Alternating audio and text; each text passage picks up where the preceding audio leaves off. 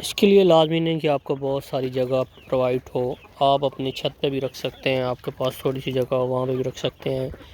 Minimum से birds रखें, ज़्यादा नहीं रखें, थोड़ों से शुरू करें, इंशाअल्लाह अल्लाह पाक बरकत डालेगा और आप ज़्यादा कर लेंगे। इसमें बहुत फ़ायदा है, बहुत ही प्रॉफिट है। बेशक आप बच्चे ले सकते हैं, अंडे लेके बच्चे निकाल सकते हैं, जैसे आपको बेनिफिट मिले, जैसे आपको अच्छा लगे आप वैसे ही कर सकते हैं। माशाल्लाह ये मेरे ब्रीड हैं 6 माह के अभी, और कुछ बच्चे हैं और कुछ ब्रीड हैं पूरे फुल। तो आप भी इनसे ऐसे ही पैसे कमा सकते हैं, अंडे निकलवा सकते हैं।